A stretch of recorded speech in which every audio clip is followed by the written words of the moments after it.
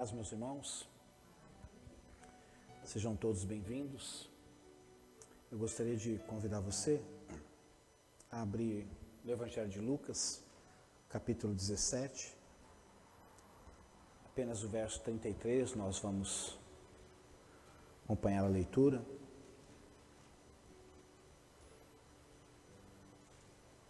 Mateus, Marcos, Lucas. Terceiro Evangelho do Novo Testamento.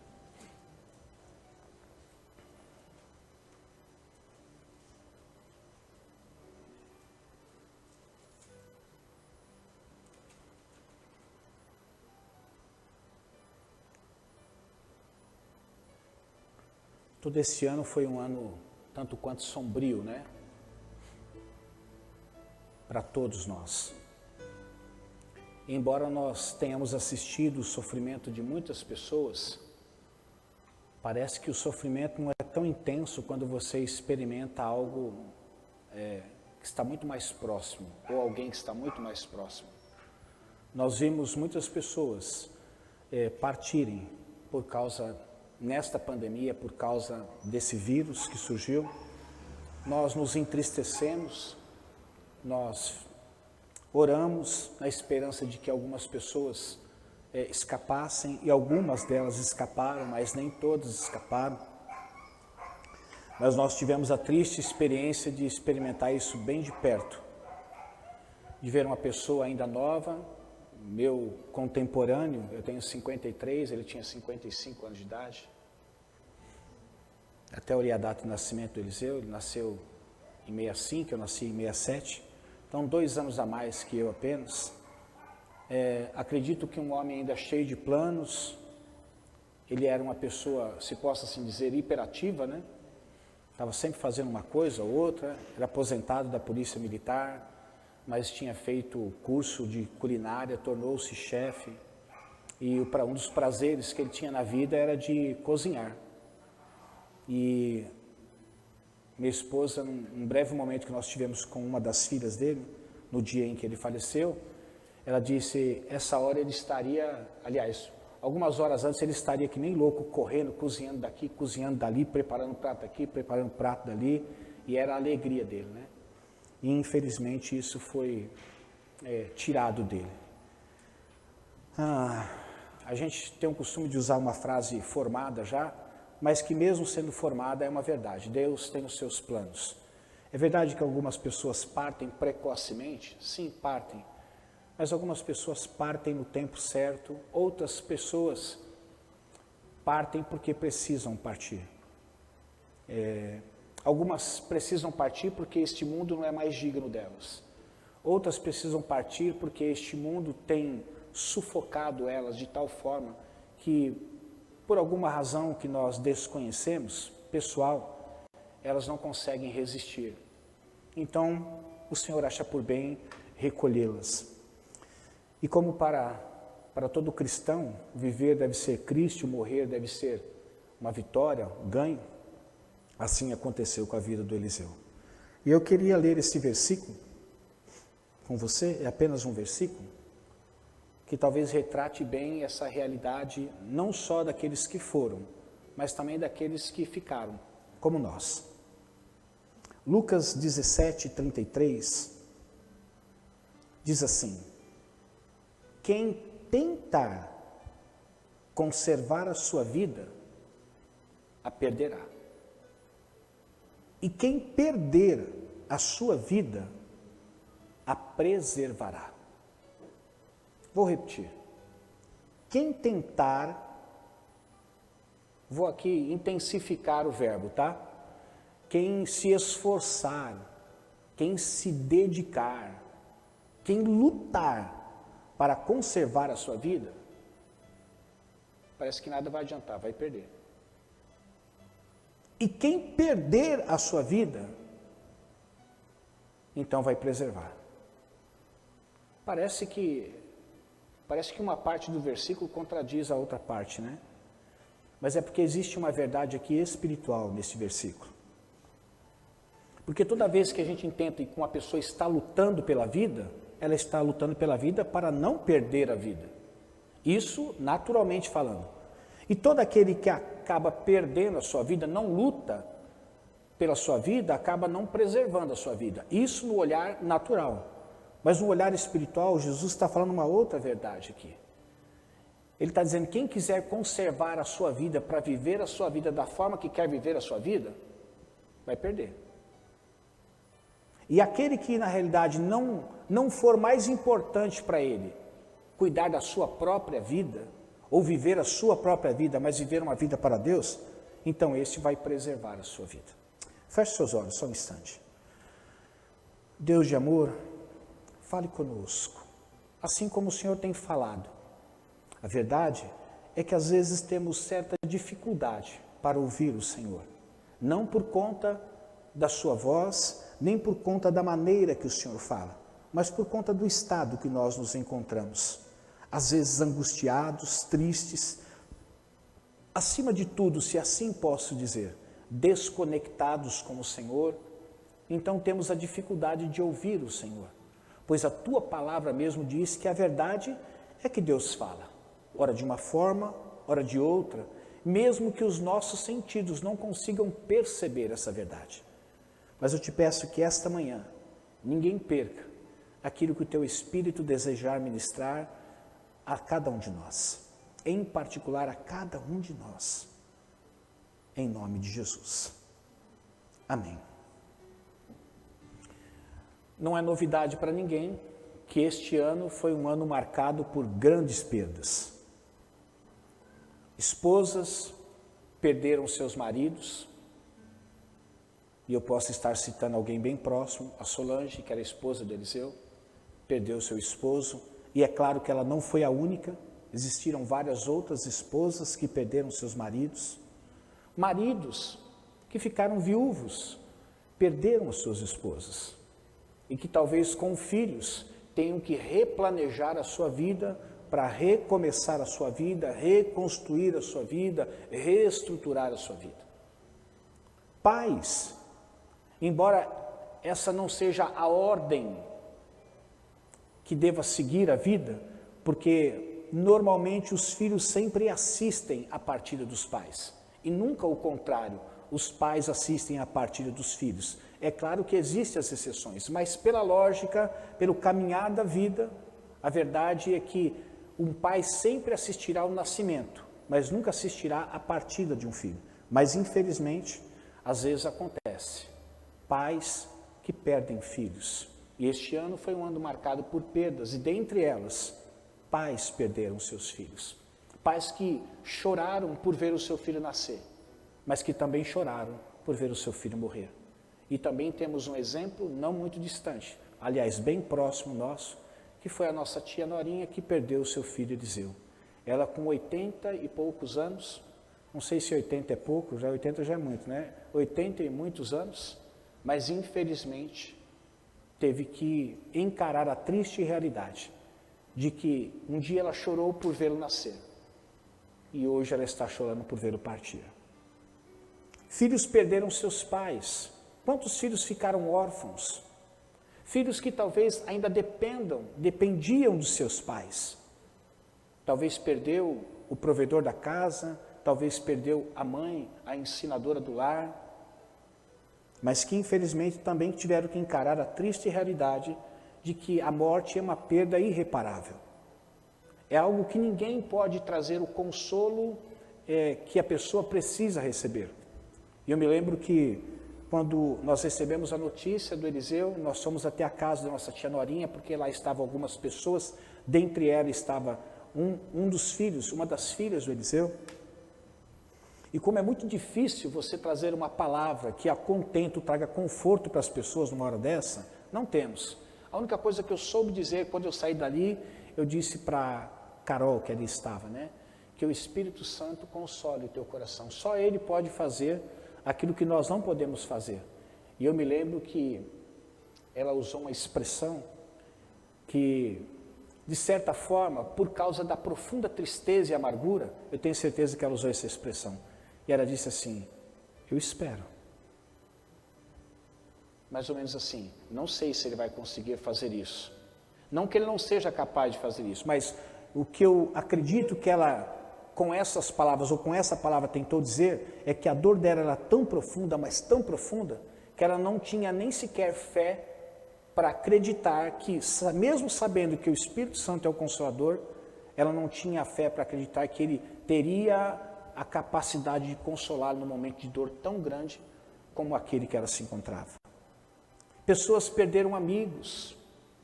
A Bíblia diz que existem amigos que são mais próximos que irmãos. Que quando você perde esses amigos, é como se você estivesse perdendo um irmão de sangue, alguém da própria família.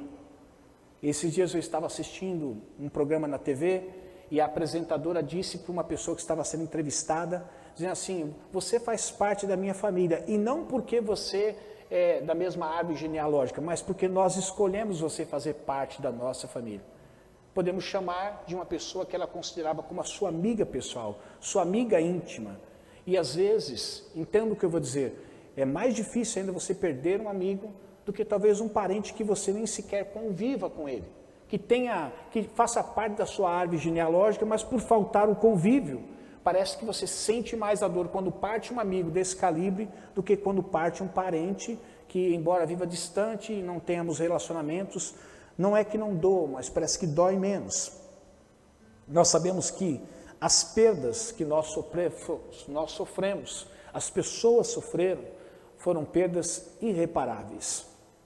Pessoas perderam não só amigos, não só parentes, não só pessoas, mas pessoas perderam seus empregos.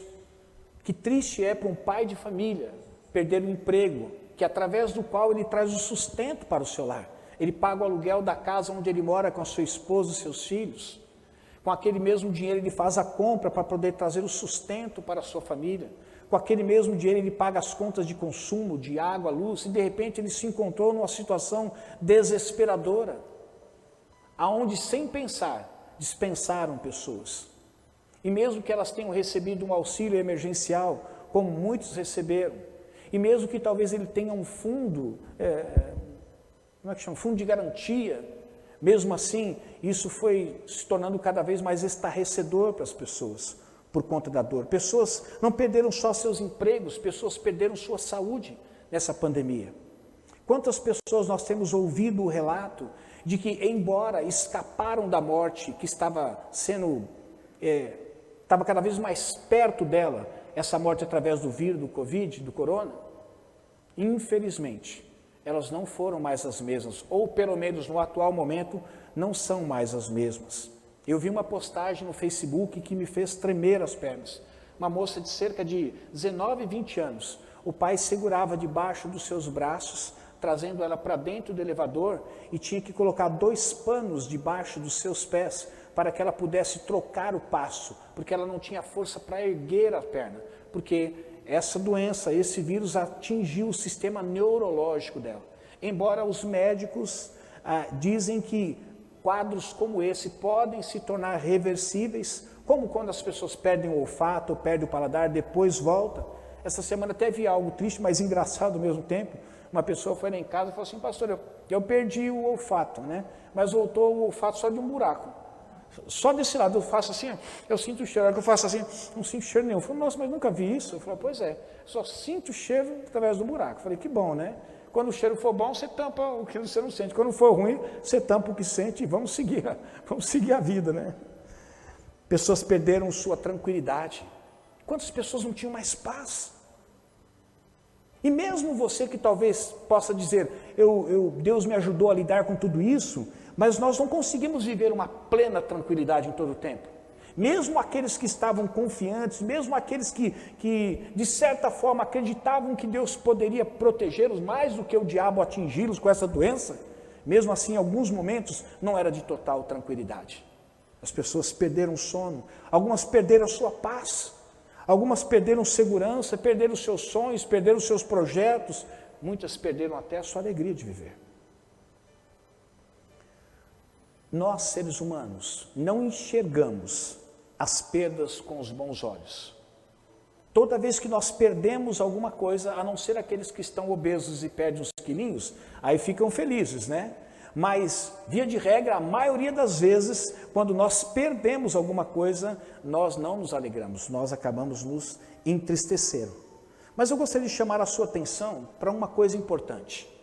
E isso não justifica as perdas que nós sofremos, pessoais, ou seja, de pessoas, ou de empregos, ou até mesmo talvez da saúde. Mas prestem atenção, vocês já repararam que pessoas, elas se tornam pessoas melhores, não quando elas ganham, mas quando elas perdem. Eu não sei qual a sua opinião, a opinião que você tem formada sobre isso, mas segundo a minha experiência, baseada na minha própria vida, em primeiro lugar, na minha própria vida, e depois na vida de pessoas com as quais eu convivo, as pessoas se tornam em pessoas melhores, não quando elas são atingidas sucessivamente por enormes ganhos, mas quando esporadicamente elas são atingidas por perdas. Porque o ganho não faz muitas vezes a gente refletir no valor daquilo que a gente ganhou, mas a perda faz a gente refletir o valor que tinha aquilo que nós perdemos. Você pode ver que às vezes nós fazemos uso do nosso corpo de tal forma para extrair toda a força que ele tem para o nosso trabalho, para o nosso divertimento, para tantas coisas na vida. Só que chega um determinado momento da nossa vida em que a gente percebe que o nosso corpo já não tem mais o mesmo vigor. E quando a gente percebe que a gente não tinha mais a mesma saúde, a nossa saúde fica debilitada, a gente começa a pensar quão valoroso era a saúde que nós tínhamos, mas não cuidamos ou não demos a devida atenção a essa saúde. Mas quando nós perdemos, aí nós passamos o quê? A valorizar. Quer ver um exemplo? Aliás, alguns exemplos. A pessoa arrogante, ela se torna em alguém melhor quando ela perde o orgulho. Você pode ver que é difícil você conviver com pessoas que são arrogantes, com olhar emproado, pessoas que se sentem, pelo menos, se não for a melhor, mas pelo menos faz parte do grupo das melhores pessoas que possa existir no mundo. Sabe quando o arrogante se torna uma pessoa melhor? Quando ele perde o seu orgulho. Não é quando ele ganha mais alguma coisa que o torna ainda mais arrogante, mas quando ele perde o seu orgulho. Outro exemplo, você já reparou que o autodependente, ou seja, aquele que entende que depende dele mesmo, ele não depende de mais ninguém para viver a vida que ele quer viver, ele se torna uma pessoa melhor quando ele perde a saúde. Porque ele percebe que quando ele está deitado numa cama e ele não consegue se levantar, e quando consegue se levantar ele está tão fraco, e eu tomo como exemplo o meu irmão, não de autodependência, mas daquilo que ele passou. Meu irmão contraiu o Covid junto com a minha cunhada, graças a Deus estão libertos, estão curados, mas ele disse assim: Mauro, eu levantava só para escovar o dente, e só no movimento de escovar o dente eu me sentia cansado. Só de erguer o braço para escovar o dente eu me sentia cansado. Eu escovava o dente rápido para poder deitar, de tão cansado que eu estava. Imagina uma pessoa que se considera autodependente, que ela fala: não, eu dependo de mim mesmo, eu faço todas as coisas através de mim e não é necessário que ninguém me auxilie em fazer nada daquilo que eu desejo fazer. De repente ele perde a sua saúde e ele percebe que se ele não tiver pessoas ou uma pessoa ao seu lado para que possa alimentá-lo, para que possa dar a ele as medicações necessárias, para que possa dar um banho nele, para que possa dar comida para ele, ele percebe que ele virá o quê? Vai entrar em estado de inanição e chegará ao óbito. Mas é só quando ele perde a saúde que o autodependente se torna uma pessoa melhor. Quer ver mais um exemplo? O mesquinho. Sabe o que é o mesquinho, né? Aquele que só pensa nele. Ele quer tudo para ele. Tudo é centralizado nele. O mundo precisa estar com o olhar voltado para ele. Tudo tem que convergir nele. O mesquinho, ele se torna uma pessoa melhor quando ele perde seus meios de subsistência. E ele percebe que tudo aquilo que ele queria para ele, e que era para ele subsistir e continuar existindo, e continuar sendo aquilo que ele gostaria e que ele sempre gostou de ser, ele percebe que quando ele perde os meios de subsistência, ele percebe que tudo aquilo que ele quis para ele, começa a perceber que não tem mais tanto valor. O carro que ele tanto queria para ele, a casa que ele tanto queria para ele, a roupa que tanto ele queria para ele, agora ele não tem mais nenhuma dessas coisas, ele perdeu tudo. Ele começa a perceber que nada tinha tanto valor assim, mesmo que o seu desejo fosse tão avassalador, fazendo com que ele a sua vontade fosse instigada cada vez mais para que ele tivesse cada vez mais. Meus irmãos, a verdade é que às vezes precisamos perder algumas coisas para ganhar outras. Talvez você diga assim, pastor, poxa, mais um ano de perda, falar que a gente tem que perder ainda mais coisas para poder, é que existem coisas, Cleonice, que jamais farão parte da nossa vida se a gente não perder outras. Por exemplo, vamos usar um exemplo aqui aleatório, até engraçado, mas é verdadeiro. Você tem lá um vestido, você mulher, manequim, dá uma medida aí, Temia.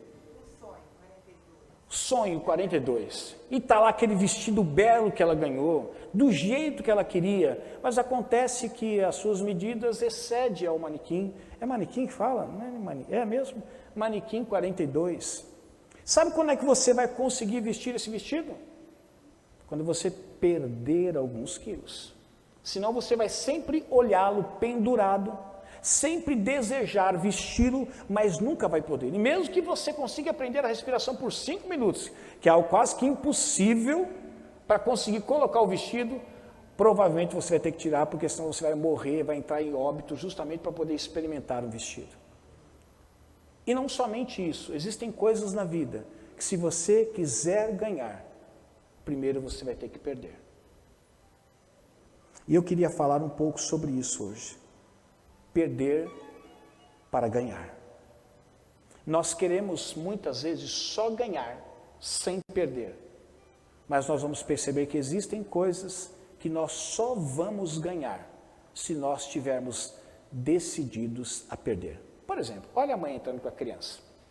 Você acha que essa mãe tinha o mesmo tempo que ela tem hoje para a vida dela, agora o tempo que ela tem com a criança? Você acha que o pai, talvez em proporções menores, ou igual, não sei como é que está sendo lá, mas tem o mesmo tempo para ele, que agora tendo o Theo em casa? Não, não tem. Mas para eles poderem ter essa belezura aí, eles tiveram que perder alguma coisa, perder o tempo, perder o sono, para poder ganhar o quê? O Theo. A Bruna teve que perder algumas coisas durante a gestação, se privar de algumas coisas para poder trazer benefícios para o Theo. Porque era impossível trazer o Theo à vida, ou ter os benefícios que eles gostariam de ter um filho, se eles não perdessem alguma coisa. E vou dizer para vocês, vocês vão perder mais coisas, mas que serão compensadas pela vida do Theo. Vai ser. Quantas vezes a gente perde o fio da meada quando está conversando, porque um filho chega, mãe. Aí você para e a mãe, o que foi? A mãe esquece do marido. Não tem jeito. O que foi, meu filho? Mãe, eu estou querendo isso aqui, então vamos lá. E o marido fica assim, nossa, mas eu estava num assunto tão importante. E você vai perceber que isso não vai se repetir apenas uma vez. Isso vai se repetir 1, 2, 3, várias vezes. Mas é o preço. Como diz o pastor Cláudio Duarte, é impossível você ter as duas coisas dentro de casa. Você quer alegria e paz? Você nunca vai conseguir com a criança. Então o negócio é, você quer paz? Manda as crianças embora. Você quer alegria? Traz a criança, só que você perde a paz. Não tem como. Então é difícil você, uma casa cheia de crianças, onde você consegue ter alegria e paz. Se você vai ter que escolher, se é mais importante naquele momento para você a paz, manda o filho para a casa do avô, manda para a casa da tia, faz qualquer coisa se você quer paz. Agora, se você quer alegria, o ambiente ficou entediante, traga o filho de volta. Mas sabe de uma coisa, a paz não vai reinar também. Algumas coisas nós teremos que perder para poder ganhar. Eu gostaria de falar de pelo menos 4 verdades que eu gostaria que você pensasse e talvez repensasse na sua vida antes de começar esse ano de 2021. Porque se nós não perdermos o que nós precisamos perder para ganhar outras coisas, nós vamos começar um 2021 independente de pandemias, tá? Independente da pandemia prolongar, não prolongar, como vai ser, nós vamos continuar vivendo a mesma vida que nós estamos vivendo nos dias de hoje. Primeira verdade, meu irmão e minha irmã, nós precisamos perder o orgulho para ganhar a humildade. Você nunca vai encontrar uma pessoa que é orgulhosa e é humilde ao mesmo tempo. Ela nunca conseguirá ser orgulhosa e também ser humilde. Aliás, eu nunca vi, pelo menos eu desconheço, uma definição de humildade como essa. O humilde nem sequer sabe o que é. Quando você descobre que você é humilde, você deixou de ser. Então, a humildade é uma virtude na vida das pessoas que deve permanecer no anonimato para nós mesmos. Porque a vida de uma pessoa que decidiu viver humildemente, ou com humildade, deve ser uma vida que ocupe todo o espaço da sua vida, sem que ela perceba que ocupou todo o espaço da sua vida. Porque quando ela descobre que a humildade, segundo ela, tornou ela naquilo que ela se tornou, ela já deixou de ser uma pessoa o quê? Humilde. Então eu quero dizer para você, para que eu e você possamos ganhar a humildade, nós temos que perder o orgulho. Então saiba de uma coisa, meu irmão e minha irmã, você nunca será uma pessoa, porque não existe pouco humilde e muito humilde. Saiba que não é como se eu dissesse que fulano é muito honesto e pouco honesto.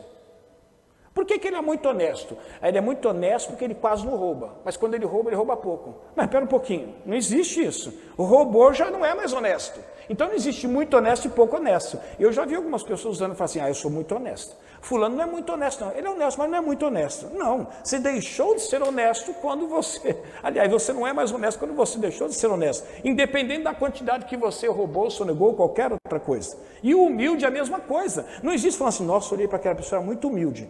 A do lado não era muito, ainda era. A outra, nossa, era quase nada humilde. Mas ainda tinha um restinho de humildade. Não. O humilde não sabe o que é. Você quer viver segundo aquilo que a palavra de Deus propõe para você? Para viver uma vida em humildade? Saiba que você vai ter que perder o orgulho. Orgulho e humildade não habitam juntos. Se o orgulho chegar, a humildade sai. E se a humildade chegar, o orgulho é despejado. Provérbios 11:2 diz assim, quando vem o orgulho, chega o quê? Mas a sabedoria está com os humildes. Não é de se estranhar que algumas pessoas estejam enfrentando, ou enfrentam, ou esporadicamente ainda enfrentarão desgraças em sua vida. E eu não estou usando uma palavra exagerada, estou usando a palavra que a própria Bíblia está usando. Talvez as desgraças tenham chegado em sua vida, por conta de você manter o orgulho sempre em alta na sua vida. Quando vem o orgulho, não espere coisa boa. Pode esperar coisa ruim. Agora, quando chega a humildade, pode esperar coisas boas. Mas eu já vi pessoas humildes, segundo aquilo que eu classifico de humildade, pastor, passar por dificuldades. É verdade, ninguém está isento das aflições desse mundo. Mas o que se conta não são as batalhas, o que se conta é a guerra. No final, o humilde sempre vence a guerra. Ele pode perder algumas batalhas pela manifestação da injustiça, mas não pelo comportamento que ele tem de ser uma pessoa humilde. Olha o que diz Tiago 4,6. Mas ele nos concede graça maior. Por isso diz a Escritura, Deus se opõe aos orgulhosos, mas concede graça aos humildes. Veja quão profunda é essa verdade, meus irmãos. Porque nós vemos na figura de Deus um ser que ama, e isso é indiscutível. Deus ama a todos, independente da fé que cada um professa. Mas o comportamento de todos vai fazer com que Deus viva uma vida de proximidade ou viva uma vida o quê? De distanciamento. Por quê? Ele está dizendo, Deus se opõe àqueles que são orgulhosos. Não espere encontrar apoio em Deus, em direção em Deus, se você continua alimentando o orgulho. Porque nós podemos encontrar vários oponentes na nossa vida. Podemos ter um vizinho como nosso oponente, podemos ter um companheiro de serviço como nosso oponente, podemos ter um parente como nosso oponente, poderemos, de repente, até ter um irmão em Cristo como nosso oponente. Mas tenha certeza de uma coisa, não existe oponente maior, ou alguém que possa se opor a nós maior do que o próprio Deus. Só que ele diz que ele só se opõe a essas pessoas, não porque ele não ama essas pessoas, mas porque essas pessoas ainda dedicam tempo para cultivar o quê? O orgulho em sua vida. Algumas coisas eu já disse aqui na igreja, não é questão de campanha, não é questão de unção com óleo, é questão de obediência. Não é necessário campanha, não é necessário unção com óleo, não é necessário nada a não ser obediência. Às vezes nós perdemos tanto tempo fazendo campanhas para mover a mão de Deus, para mover o coração de Deus, e que tudo isso acaba se resumindo em apenas uma palavra: sacrifícios. Só que a palavra de Deus diz que Ele se agrada do quê? De obediência e não de sacrifícios. Pessoas fazem votos, mas as suas vidas ou a vida de quem eles querem ver mudada não mudam. Por quê? Porque o Deus está querendo não é voto, não é campanha, não é sacrifício, Ele está querendo apenas uma coisa: obediência. Tiago diz então que Ele se opõe aos orgulhosos, mas aos humildes Ele concede graça. Provérbios 22:4 diz assim: a recompensa da humildade e do temor do Senhor são riqueza, honra e vida. Veja que você não precisa buscar em Deus riqueza, não precisa buscar em Deus honra, não precisa buscar em Deus vida, se você tem buscado viver em Deus uma vida de humildade. A humildade é como se fosse, vamos aqui tentar ilustrar, é como se fosse uma locomotiva que puxa todos os demais vagões, chamado eles o quê? Honra, riqueza e vida. Então eu não preciso fazer nada a Deus para que eu seja honrado, para que eu seja próspero, para que eu tenha vida. Eu só preciso de uma coisa, só uma coisa, André: viver em obediência, viver em humildade. Eu quero que você lembre, quando você entrar em 2021, aonde quer que você esteja, para você ganhar a humildade na sua vida, você precisa perder esse seu orgulho. E eu preciso perder esse meu orgulho. Caso contrário, as duas não habitarão. Existe uma guerra muito grande, teologicamente falando, quando se fala de crentes possuídos por demônios. Nós, particularmente, no Ministério Acos, não acreditamos nisso. Porque acreditamos que o crente, ele é a habitação do Espírito de Deus. Pois é, aonde habita o Espírito de Deus não pode habitar demônios. Até porque, quando habitava demônios, os demônios tiveram que sair para que o Espírito de Deus pudesse o quê? Entrar na vida das pessoas.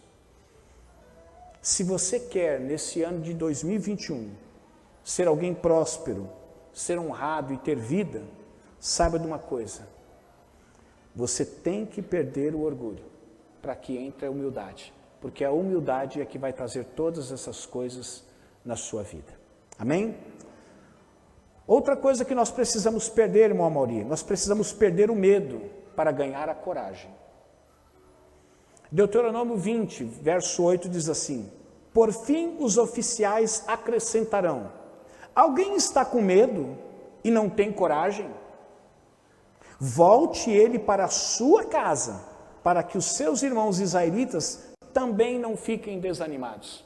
O medo, ele é contagiante. Agora você imagina, se eu tenho medo e com o meu medo eu consigo contagiar você, imagine você sendo um medroso querendo ter coragem. Não. Ou você vem banir o medo da sua vida, ou você vem perder o medo para que a coragem possa entrar, porque coragem e medo não habitam juntos. São forças opostas uma à outra. Você pode ver que, eu não sei vocês qual a experiência que vocês tiveram quando ainda eram crianças. O meu pai sempre foi um cara que nunca teve medo desse negócio de assombração. Ele não era nem cria em Deus, mas não cria esse negócio de assombração ou espírito, embora a mãe dele tenha sido um bandista. Ele não acreditava nessas coisas. E a gente, quando criança, se pelava dessas coisas. Qualquer barulho. E eu me lembro de uma ocasião em que nós morávamos na casa do meu pai e do lado era um terreno vazio. E à noite, o nosso quarto tinha uma distância do terreno vazio de 1,5 metro, já tinha um terreno vazio. E à noite eu comecei a escutar aquilo que era um gato miando. Mas ele ficava...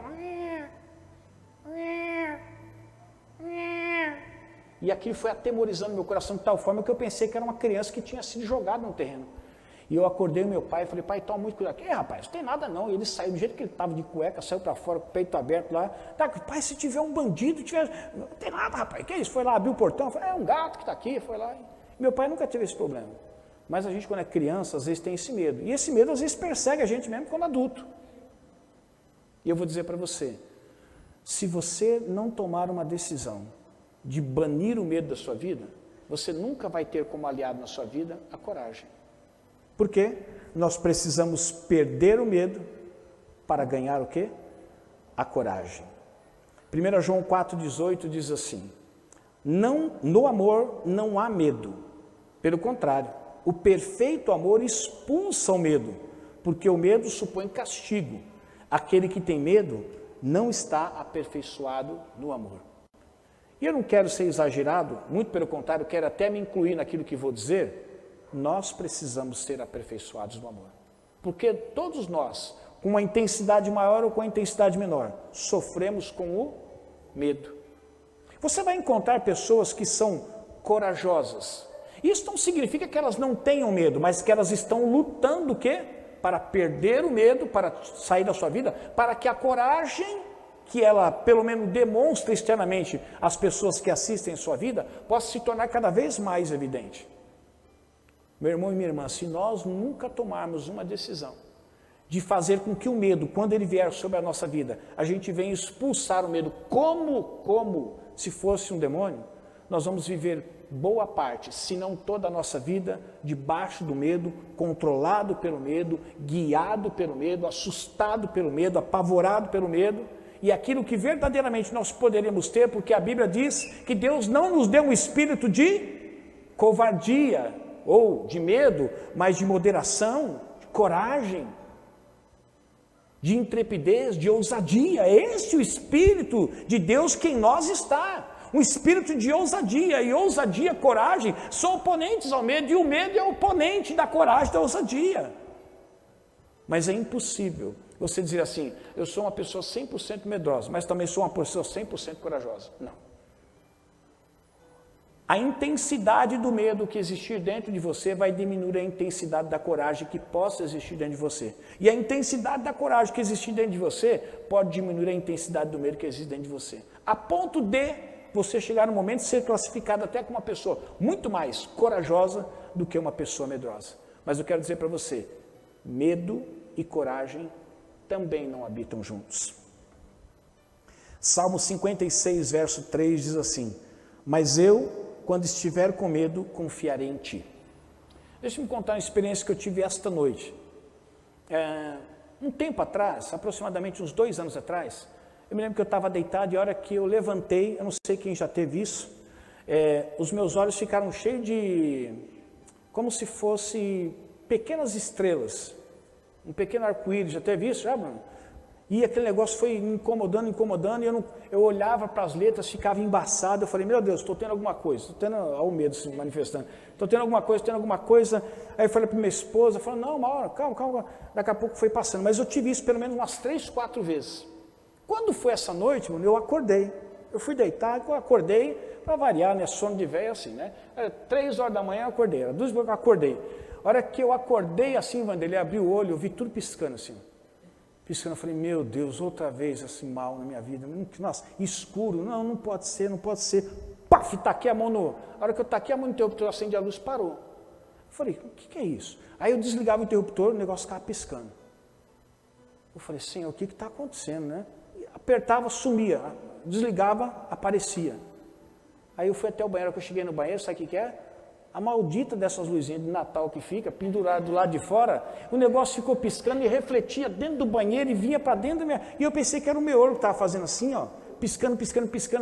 A hora que eu vi aquilo ali, eu falei assim: glória a Deus, não tem nada a ver com o meu olho, é essa lâmpada maldita que botaram, e lâmpada feia, aquela que vocês compraram, pelo amor de Deus. E o negócio pisca rápido, fica piscando rápido, tem hora que para. E só que eu não dei a sorte de olhar para aquele lugar, a hora que ele estava parado, dei a sorte de olhar a hora que ele estava piscando, e eu pensei que estava tendo um negócio ruim, né? Mas na hora eu lembrei desse versículo. Antes de eu ter o contato com a realidade, que era só a luz que estava piscando: Senhor, quando eu tiver com medo, eu vou confiar em Ti.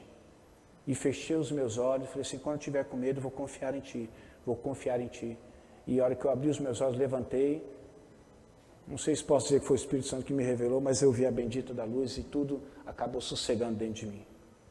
Eu sei que não é fácil vencer o medo. E dependendo daquilo que te assusta, não é fácil mesmo.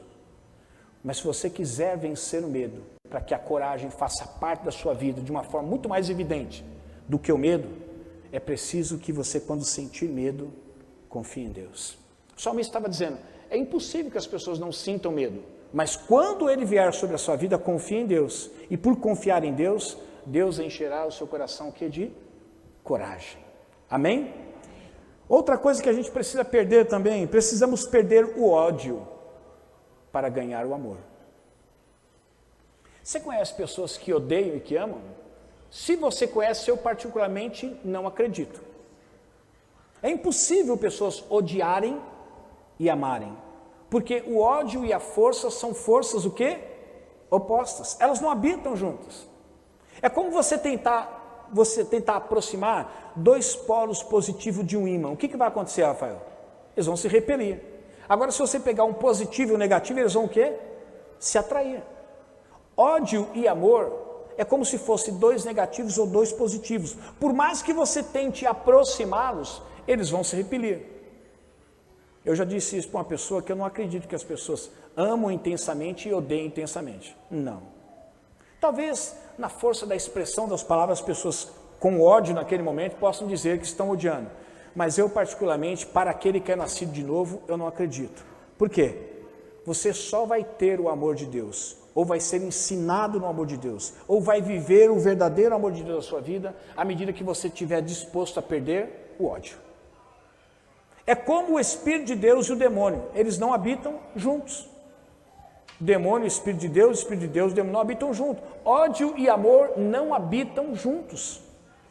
Olha o que diz em 1 João 2,9, verso 10. Quem afirma estar na luz, mas odeia o seu irmão, e eu não odeio ele não, deixa que ele está trabalhando, mas odeia o seu irmão, olha o que ele diz, continua nas trevas. Veja que o autor está dizendo assim, existem pessoas que afirmam que estão vivendo na luz, mas elas odeiam um irmão, ou seu irmão, seja lá quem for. E a afirmação que ele faz, a conclusão é a seguinte, mentira, continua nas trevas. Mesmo que ela afirma, Rafael, que esteja vivendo aonde? Na luz. Por isso que todo cristão nascido de novo, e a Bíblia diz que todo aquele que é nascido de novo está andando na luz. Se você nasceu de novo e diz estar andando na luz, você não pode ter ódio ou odiar alguém. Por quê? João está dizendo, se você ainda odeia pessoas dizendo ter nascido de novo, mentira, você não está na luz, você continua em trevas. Você está enganando você mesmo, você está dizendo a você mesmo que você é luz, mas enquanto que a verdadeira realidade é que você ainda é trevas. Quem ama seu irmão permanece na luz, e nele não há causa de tropeço. Eu quero que você comece 2021 perdendo o ódio, de quem quer que seja, para que o amor possa ser ganho na sua vida. Eu às vezes pergunto para mim mesmo, sabe, Cris, o quanto eu amo as pessoas. E eu já aprendi para mim dizer, para mim mesmo, que eu não direi mais a mim mesmo que eu amo do meu jeito. Porque existe um jeito de amar, um modelo de amar, um formato de amor. E é aquele que Jesus ensinou, ame os seus irmãos como eu vos amei. Ele diz como ele quer que nós amemos as pessoas. Qualquer descrição de amor fora dessa não é amor. Pode ser um carinho, pode ser um afeto, mas não é amor, porque o verdadeiro amor é expressado como o amor de Cristo. E eu pergunto para mim mesmo, o quanto eu amo as pessoas? E eu quero que você pergunte para você, o quanto você ama?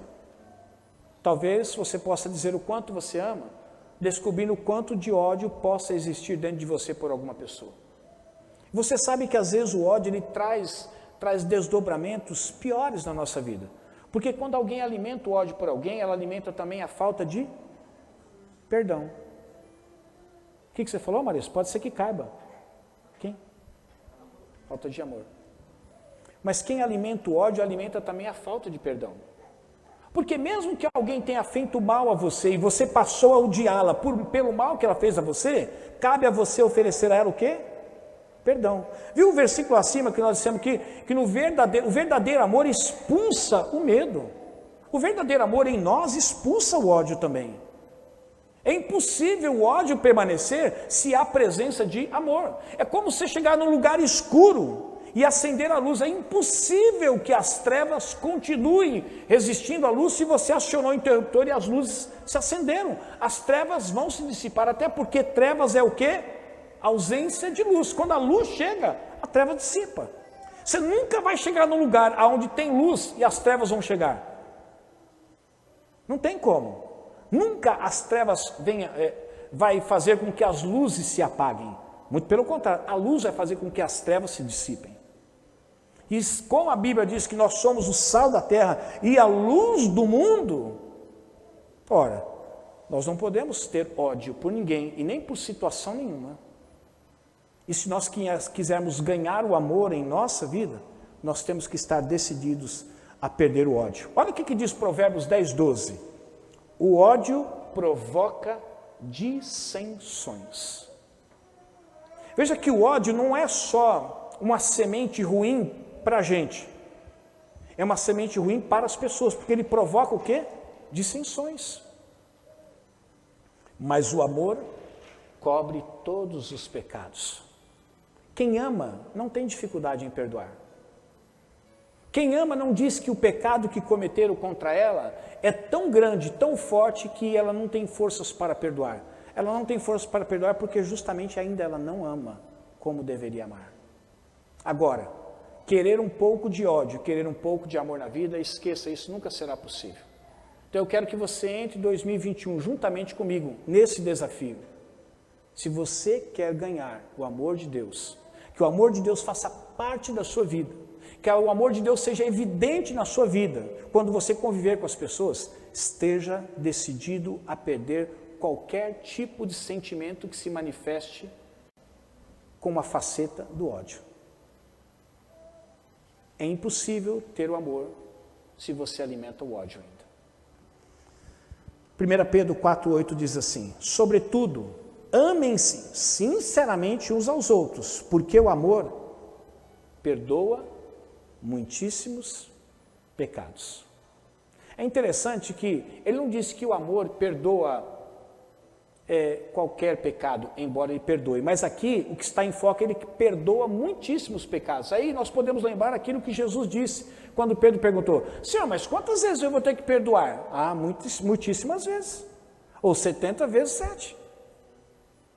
Por isso que ele está dizendo, o amor, só com amor, você consegue perdoar muitos pecados, ou muitíssimas vezes. Fora do amor, você sempre vai ser barrado pelo ódio. E sempre vai ser barrado pela incapacidade de você perdoar a pessoa, porque ela já cometeu, ela já é recorrente, ela já é reincidente, você já cansou de perdoar aquela pessoa. Aliás, nós já até encontramos versículos que apoiam a gente. Se possível, seguir a paz com todos. Como esse aqui não é possível seguir a paz, mas a gente precisa ver se não é possível seguir a paz por causa da pessoa, por causa de nós mesmos que não conseguimos perdoar. Às vezes não é possível seguir a paz por causa da gente mesmo, a gente não consegue perdoar. Por isso que é impossível. E eu termino falando sobre mais uma coisa, sobre algo muito importante que é preciso que nós percamos, principalmente nesse ano para entrar 2021, vamos dizer assim, decididos a perder. Precisamos perder a incredulidade para ganhar a fé. Incredulidade e fé também não habitam juntos, viu, Hélida? Não tem jeito.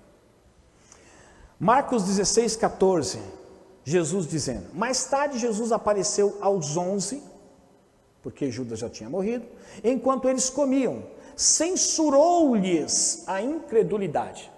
Quem é que gosta aqui de censura, de ser censurado naquilo que faz?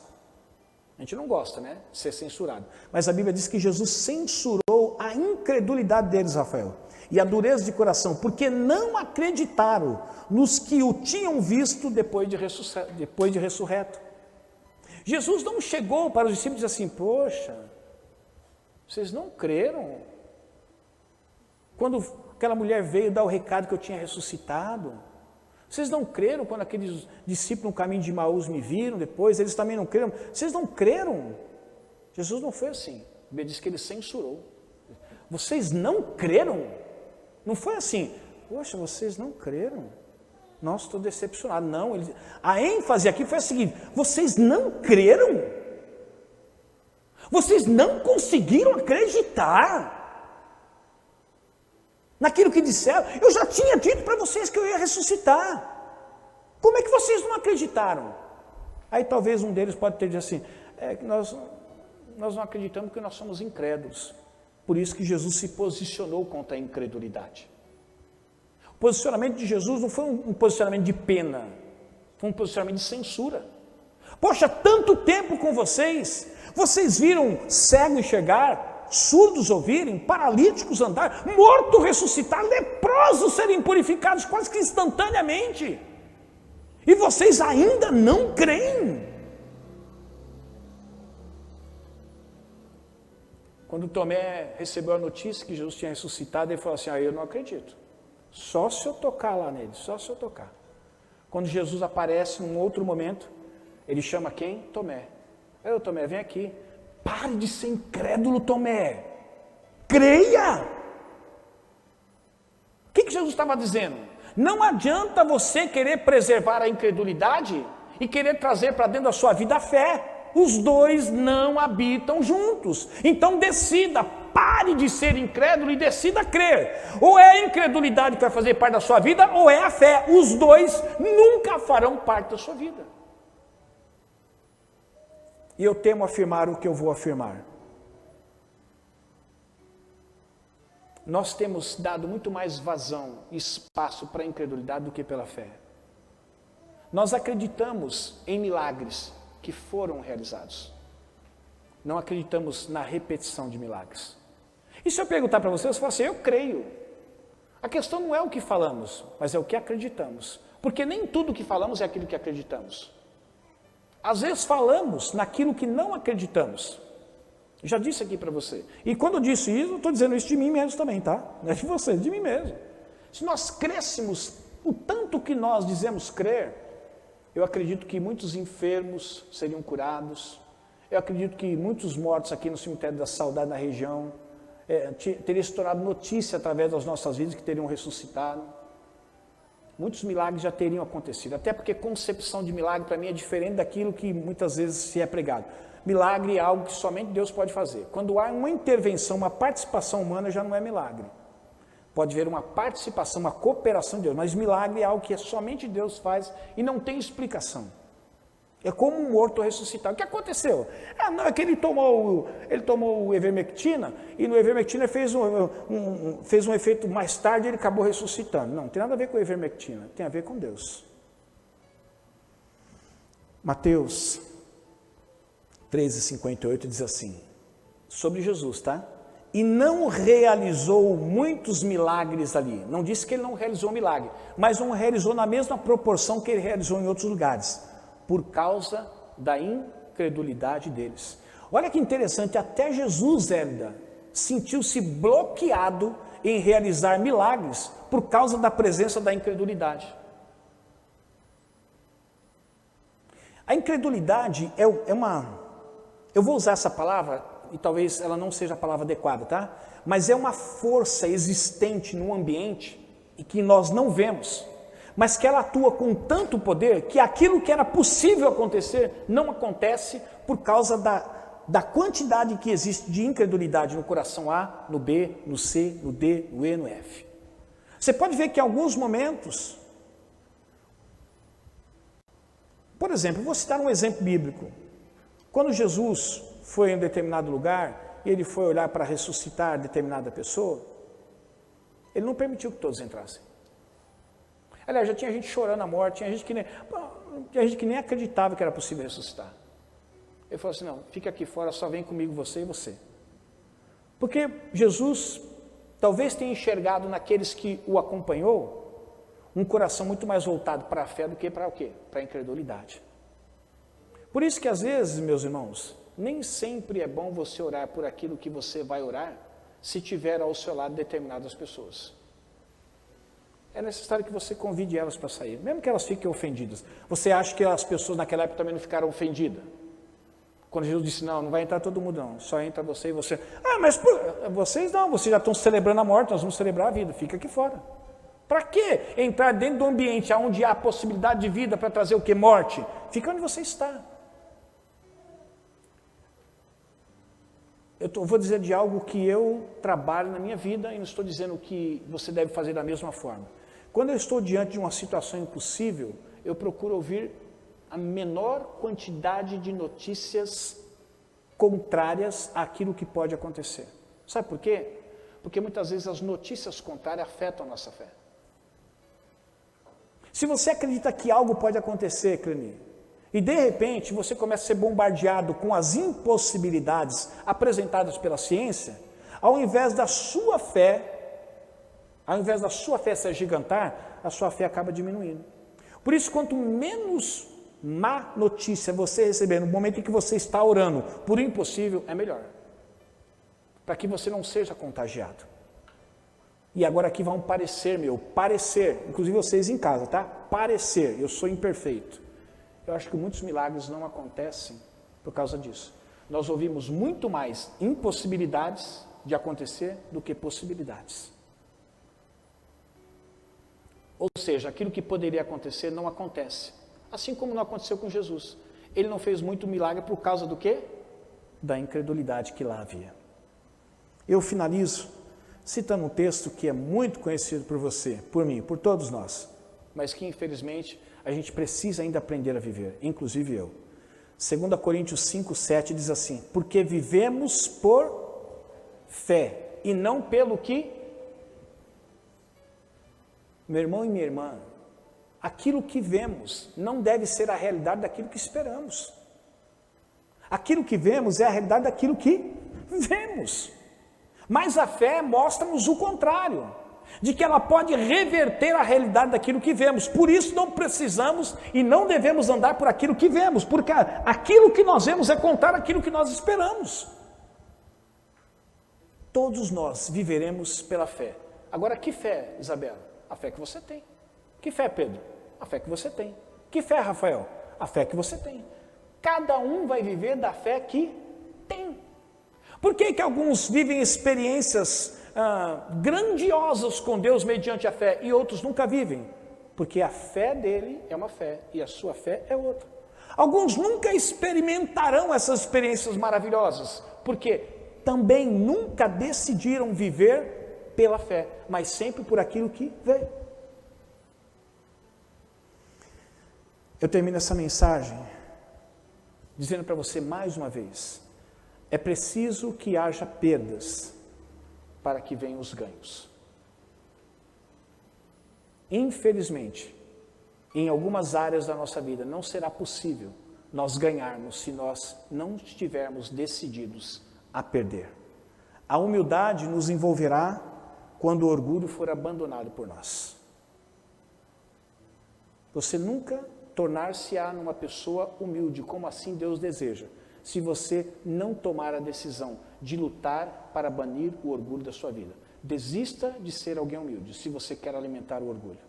Mas se você quer tornar-se a pessoa humilde que Deus assim deseja e que é possível pela presença do Espírito Santo em você, decida banir o orgulho da sua vida.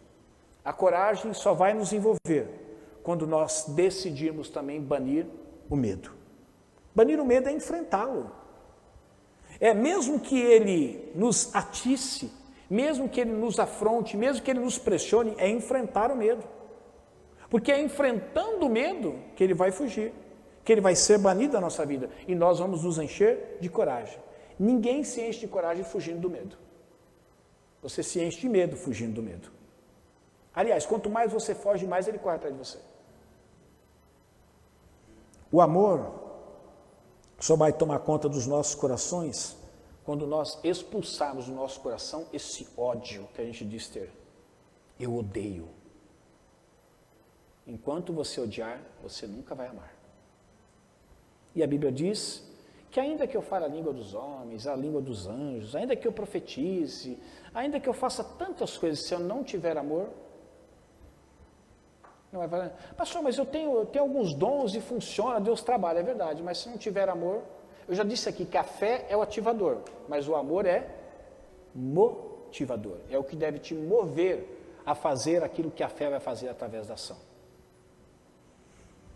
Nosso coração só vai se encher de fé quando nós resistirmos à incredulidade. Você nunca vai conseguir se encher de fé se você cultiva a plantinha da incredulidade. Ou é um ou é outro. Eu termino dizendo para você, você está decidido a perder para ganhar? Você tem que tomar essa decisão. Eu tenho que tomar essa decisão. Porque ganhos surgirão em nossas vidas quando nós estivermos dispostos a perder coisas que impedem que esses ganhos venham sobre nós. Vamos ficar em pé?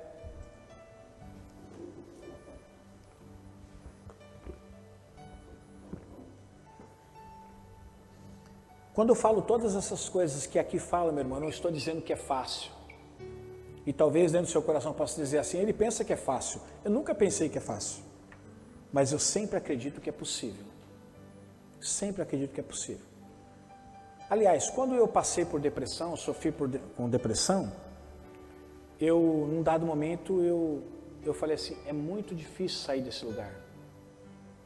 Até que a palavra de Deus, ardendo em meu coração, falou assim, eu não disse que seria fácil, mas é possível, Mauro.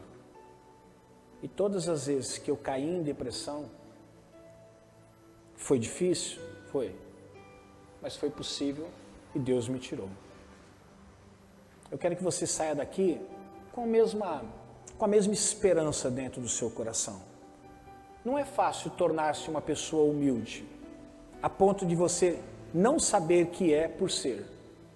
Mas é possível, se você tiver decidido abandonar esse maldito orgulho que você cultiva dentro de você.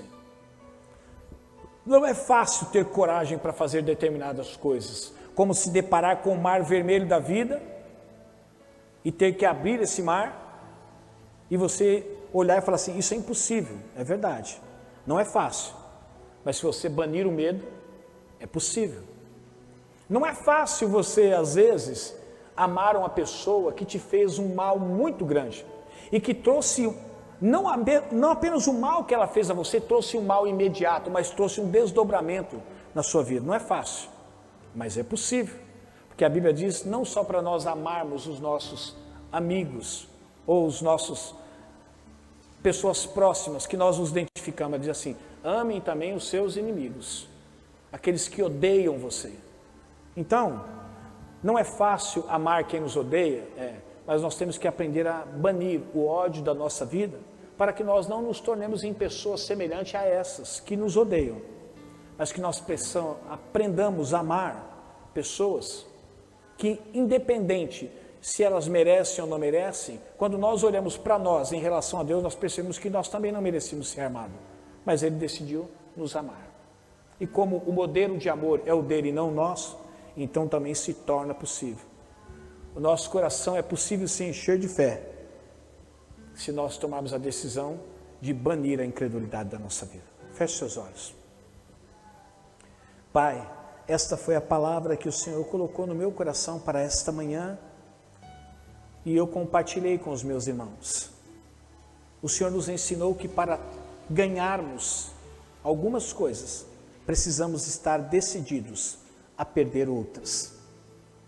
Precisamos decidirmos banir o orgulho para ganhar a humildade, banir o medo para ganhar a coragem, banir o ódio para ganhar o amor e banir a incredulidade para ganhar a fé. Que assim seja em nossas vidas. Não permita que nós venhamos cultivar nenhum desses males dentro de nós. O orgulho, o medo, o ódio e a incredulidade. Mas que a partir de hoje, no nosso jardim interior, que haja apenas a planta da humildade onde vamos cultivar, a planta da coragem onde também vamos cultivar, a planta do amor, Senhor, que está sobre todos, que nós venhamos cultivar, e também a planta da fé, para que sejamos, Senhor, pessoas bem-sucedidas como o Senhor assim deseja. E que o amor de Deus, que a graça do nosso Senhor e Salvador Jesus Cristo, a doce consolação do Espírito Santo de Deus esteja conosco e permaneça conosco desde agora e para todo sempre. E que o Senhor te abençoe e te guarde. Que o Senhor faça resplandecer o seu rosto sobre ti e te conceda graça. Que o Senhor volte para ti o seu rosto e te dê a paz. Deus abençoe, um ótimo domingo na sua casa, com a sua família. E à noite nós estaremos aqui, tá bom? A mensagem será a mesma. Se você perdeu alguma coisa e quiser reouvi-la, é só acessar e ouvir através do Face. Deus abençoe, um ótimo domingo.